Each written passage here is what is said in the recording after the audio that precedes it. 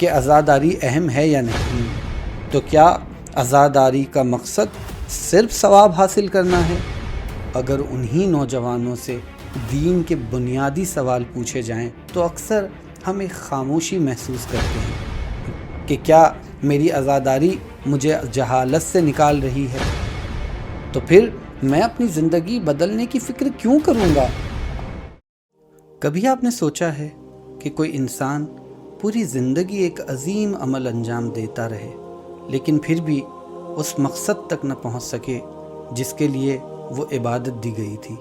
اگر وسیلہ ہی مقصد بن جائے تو یہی ہوتا ہے، اور شاید ہم میں سے بہت سے لوگ بغیر یہ جانے اس غلطی کا شکار ہیں۔ ہر انسان، ہر سفر اور ہر عمل ایک مقصد رکھتا ہے، اور جب مقصد واضح ہو تو راستہ بھی واضح ہو جاتا ہے۔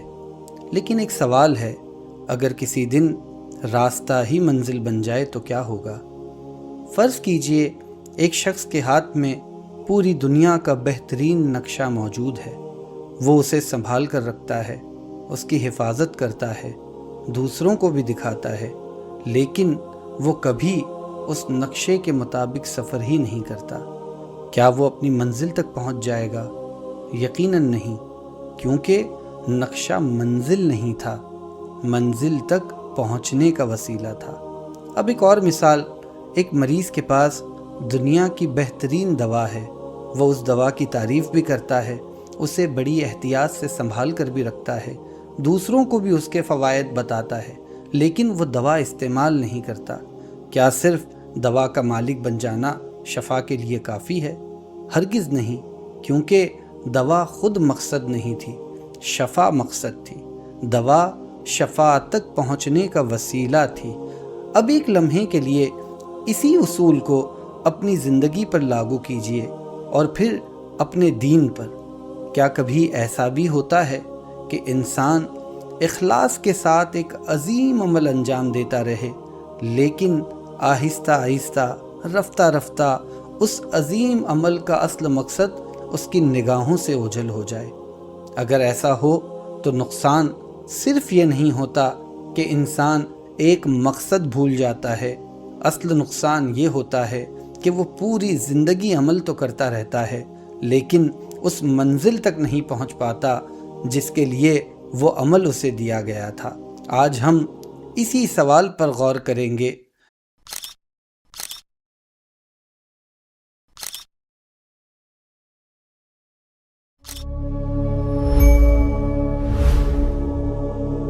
بسم اللہ الرحمن الرحیم، اللہم صلی علی محمد و آل محمد۔ السلام علیکم ورحمۃ اللہ وبرکاتہ۔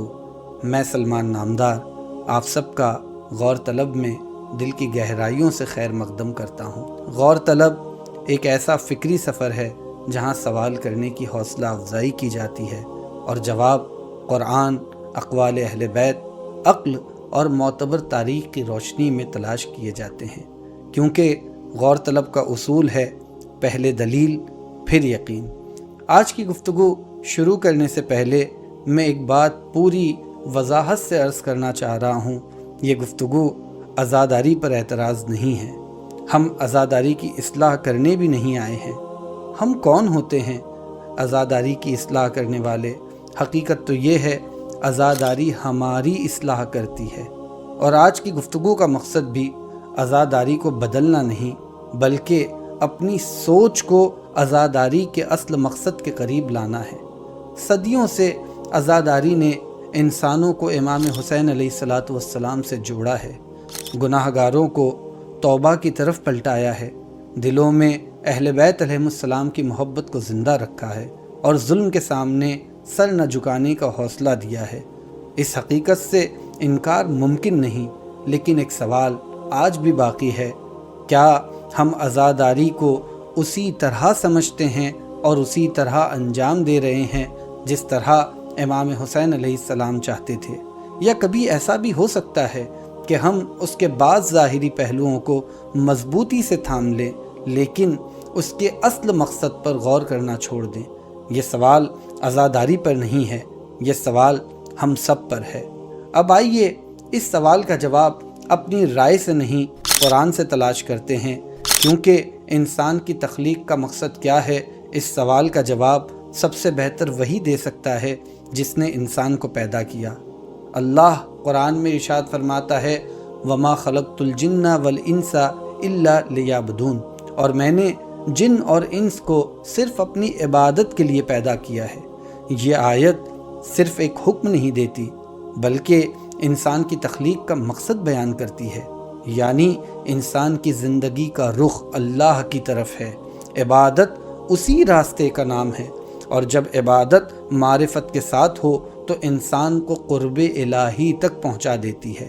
اب ذرا یہاں ایک لمحے کے لیے رک کر سوچئے، اگر اللہ نے خود ہماری زندگی کا مقصد بیان کر دیا تو پھر دین میں موجود ہر حکم، ہر عبادت، ہر وہ عمل جس کی تعلیم انبیاء اور اہل بیت علیہم السلام نے دی، یقیناً اسی مقصد سے جڑا ہوگا، کیونکہ اللہ کسی عمل کا حکم صرف اس لیے نہیں دیتا کہ وہ انجام دے دیے جائیں، بلکہ اس لیے دیتا ہے کہ وہ انسان کو اس مقصد کے قریب لے جائے جس مقصد کے لیے اسے پیدا کیا گیا ہے۔ اسی لیے اسلام میں کسی عمل کی عظمت صرف اسے ادا کر دینے میں نہیں ہے، بلکہ اس اثر میں ہے جو وہ انسان کے ایمان، اس کی معرفت، اس کے اخلاق اور اس کے اللہ سے تعلق میں پیدا کرتا ہے۔ اب یہیں سے آج کی گفتگو کا اصل سوال شروع ہوتا ہے۔ اگر انسان کی زندگی کا مقصد اللہ کی طرف سفر ہے تو امام حسین علیہ السلام کی عظیم قربانی اس سفر میں کیا کردار ادا کرتی ہے، اور عزاداری امام حسین اس سفر میں ہماری رہنمائی کیسے کرتی ہے؟ ذرا غور کیجئے، آج ہم یہ بحث نہیں کر رہے کہ عزاداری اہم ہے یا نہیں، یہ سوال ہی ہمارے نزدیک محل بحث نہیں۔ عزاداری کی عظمت، اہل بیت علیہ السلام کی محبت اور امام حسین سے وابستگی ہمارے ایمان کا حصہ ہے۔ اصل سوال اس سے آگے کا ہے۔ جب ہم ہر سال امام حسین کی یاد مناتے ہیں، جب ان پر گریہ کرتے ہیں، جب ان کے غم میں شریک ہوتے ہیں، تو کیا ہم یہ بھی جانتے ہیں کہ اس عظیم قربانی کا مقصد اہل بیت علیہ السلام نے ہمارے لیے کس طرح بیان فرمایا؟ اگر ہم ہر سال امام حسین کا غم مناتے ہیں، اگر خود کو ان کا عزادار کہتے ہیں، تو انصاف کا تقاضا یہی ہے کہ ہم ان لوگوں کی طرف رجوع کریں جو امام حسین علیہ السلام کو سب سے بہتر جانتے تھے، یعنی خود اہل بیت علیہ السلام۔ امام جعفر صادق علیہ السلام زیارت اربعین میں امام حسین کی قربانی کے ایک مقصد کو بیان ان الفاظ میں کرتے ہیں کہ وَبَذَلَ مَحْجَتُهُ فِيكَ لِيَسْتَنْقِذَ عِبَادَكَ مِنَ الْجِهَالَةِ وَحَيْرَةِ الضَّلَالَةِ، انہوں نے تیری راہ میں اپنا سب کچھ قربان کر دیا تاکہ تیرے بندوں کو جہالت اور گمراہی کی حیرت و بھٹکاؤ سے نجات دے۔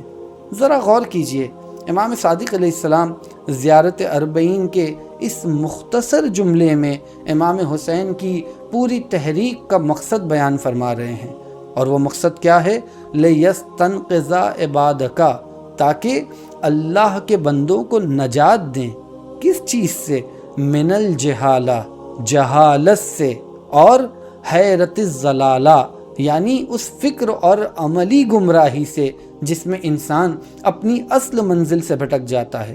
گویا امام حسین علیہ السلام کی یہ عظیم قربانی صرف ایک عظیم مصیبت نہیں، بلکہ انسان کو جہالت سے نکال کر ہدایت، معرفت اور قرب الہی پر گامزن کرنے کی ایک عظیم الہی تحریک ہے۔ یہاں ایک بار پھر واضح کر دوں، ہم جب عزاداری کو مقصد تک پہنچنے کا وسیلہ کہتے ہیں تو اس سے عزاداری کی عظمت ہرگز کم نہیں ہوتی، بلکہ حقیقت تو یہ ہے کہ جس قدر مقصد عظیم ہو اس تک پہنچانے والا وسیلہ بھی اسی قدر عظیم ہوتا ہے۔ اور امام حسین علیہ السلام کی عزاداری اللہ کی عطا کردہ ان عظیم ترین نعمتوں میں سے ایک ہے جو انسان کو معرفت، اصلاح اور قرب الہی کی طرف لے جاتی ہے۔ اس لیے ہماری گفتگو عزاداری کی عظمت پر نہیں بلکہ اپنی سمجھ پر ہے۔ ہم یہ جاننا چاہتے ہیں کہ ہم اس عظیم نعمت سے وہی فائدہ اٹھا رہے ہیں جو امام حسین علیہ السلام ہم سے چاہتے ہیں۔ اگر امام حسین علیہ السلام کی قربانی کا مقصد انسان کو جہالت سے نکالنا تھا تو ہر عزادار کو وقتاً بوقتاً خود سے یہ سوال ضرور پوچھنا چاہیے۔ وہ سوال کیا ہے کہ کیا میری عزاداری مجھے جہالت سے نکال رہی ہے؟ کیا میری عزاداری میری معرفت میں اضافہ کر رہی ہے؟ کیا میری عزاداری مجھے اللہ سے قریب کر رہی ہے؟ اگر جواب ہاں ہے تو یہی عزاداری کا حقیقی اثر ہے، اور اگر برسوں گزر جائیں، مجالس بھی ہوں، ماتم بھی ہو، آنسو بھی بہے، لیکن میری فکر، میرا کردار، میرا اخلاق اور میرا اللہ سے تعلق پہلے جیسا ہی رہے، تو سوال عزاداری پر نہیں اٹھتا، سوال مجھ پر اٹھتا ہے۔ شاید مجھے دوبارہ یہ سمجھنے کی ضرورت ہے کہ امام حسین علیہ السلام مجھے کس مقصد کی طرف بلا رہے ہیں۔ یہاں ایک غلط فہمی بھی دور کرنا بہت ضروری ہے۔ جب ہم یہ سوال کرتے ہیں کہ عزاداری کا مقصد کیا ہے، تو بعض اوقات فوراً یہ سمجھ لیا جاتا ہے کہ شاید گریہ، ماتم یا مجالس کی اہمیت کو کم کیا جا رہا ہے۔ ہرگز نہیں۔ اہل بیت علیہم السلام نے جہاں عزاداری کی تاکید فرمائی ہے، اسی کے ساتھ ساتھ اس کے عظیم اجر و ثواب بھی بیان فرمائے ہیں۔ اس میں کوئی شک نہیں، بلکہ امام حسین پر گریہ بہت بڑی عبادت ہے، ایک بہت بڑی سعادت ہے، اور اہل بیت علیہ السلام کی عطا کردہ ایک عظیم نعمت ہے۔ اب یہاں ایک اور سوال پیدا ہوتا ہے، اگر امام حسین پر گریہ اتنا عظیم اجر و ثواب رکھتا ہے تو کیا عزاداری کا مقصد صرف ثواب حاصل کرنا ہے؟ ذرا اس سوال پر غور کیجئے۔ اسلام میں بہت سے اعمال ایسے ہیں جن پر بے شمار ثواب بیان ہوا ہے، لیکن ہم جانتے ہیں کہ کسی بھی عبادت کا مقصد صرف ثواب حاصل کرنا نہیں ہوتا۔ ثواب اللہ کا فضل ہے، لیکن اصل مقصد انسان کی تعمیر ہے، اس کے ایمان کی تعمیر ہے، اس کی فکر کی تعمیر ہے، اس کے کردار کی تعمیر ہے، اور اس کے اور اللہ سے تعلق کو مضبوط کرنا ہے۔ اب آئیے اسی اصول کو عزاداری پر لاگو کرتے ہیں۔ اگر امام حسین علیہ السلام نے اپنے اہل بیت، اپنے اصحاب، اپنے جوان بیٹے اور اپنے 6 ماہ کے شیرخوار حضرت علی اصغر علیہ السلام تک کو اللہ کی راہ میں قربان کر دیا، تو کیا اتنی عظیم قربانی کا مقصد صرف یہ ہو سکتا ہے کہ ہم ہر سال جمع ہوں، گریہ کریں، ثواب حاصل کریں اور پھر اپنی سابقہ زندگی کی طرف واپس لوٹ جائیں؟ یقیناً نہیں۔ گریہ اپنی جگہ عظیم عبادت ہے، اور ہمیں اس عظیم مصیبت پر جتنا ممکن ہو رونا چاہیے۔ امام سجاد علیہ السلام عمر بھر اپنے بابا پر گریہ کرتے رہے، یہاں تک کہ روایتوں میں ہے کہ جب بھی آپ کے سامنے پانی رکھا جاتا تھا، آپ اپنے پیاسے بابا کو یاد کر کے رونے لگتے تھے، اور آپ کی آنکھیں اشکبار ہو جاتی تھی۔ اگر ہم ساری زندگی بھی گریہ کرتے رہیں تب بھی شاید اس عظیم مصیبت کا حق ادا نہ کر سکے۔ لیکن یہاں ایک سوال پھر بھی باقی رہتا ہے، اگر اہل بیت ہمیں گریہ امام حسین کی ترغیب نہ بھی دیتے، تب بھی کیا کربلا جیسی عظیم مظلومیت پر انسان کا دل نہ پگھلتا؟ کیا اس کی آنکھ اشکبار نہ ہوتی؟ یقیناً ہوتی، کیونکہ کسی بھی مظلوم کی مظلومیت پر رونا فطرت انسانی کا تقاضا ہے۔ ایک غیر شیعہ بلکہ ایک ایسا انسان بھی جو شاید امام حسین کو جانتا بھی نہ ہو، اگر کربلا کی داستان سنے تو اس کا دل بھی پسیج جاتا ہے، اس کی آنکھیں بھی اشکبار ہو جاتی ہے۔ یہاں تک کہ تاریخ میں ایسے شواہد بھی ملتے ہیں کہ لشکر یزید کے بعض افراد امام حسین کی مظلومیت کے بعض مناظر دیکھ کر رو پڑے تھے۔ تو پھر سوال صرف رونے کا نہیں ہے، رونا تو فطرت کی علامت ہے۔ اصل سوال یہ ہے کہ امام حسین کے چاہنے والے کا گریہ دوسروں کے گریے سے مختلف کیسے ہے؟ وہ کون سا امتیاز ہے جو اس گریے کو ایک عام انسانی رد عمل سے ایک عظیم عبادت بنا دیتا ہے؟ یقیناً وہ امتیاز صرف آنسوؤں میں نہیں بلکہ ان آنسوؤں کے پیچھے موجود معرفت میں ہے۔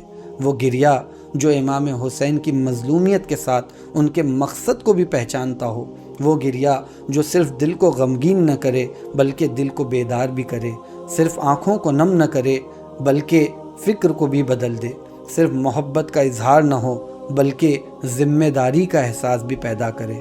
اور شاید یہی وہ گریہ ہے جس کے بارے میں اہل بیت علیہ السلام نے اتنی عظیم بشارتیں بیان فرمائی ہے، کیونکہ یہ گریہ انسان کو بدل دیتا ہے۔ اسی مقام پر گریہ صرف ایک فطری کیفیت نہیں رہتا بلکہ ایک شعوری عبادت بن جاتا ہے۔ کربلا ہمیں صرف رلاتی نہیں، کربلا ہمیں جگاتی بھی ہے، صرف غم نہیں دیتی، ذمہ داری بھی دیتی ہے، صرف محبت نہیں سکھاتی بلکہ اس محبت کا حق ادا کرنا بھی سکھاتی ہے۔ اب آئیے اپنے آپ کو دیکھتے ہیں، اپنے معاشرے کو دیکھتے ہیں، اپنی نسل کو دیکھتے ہیں۔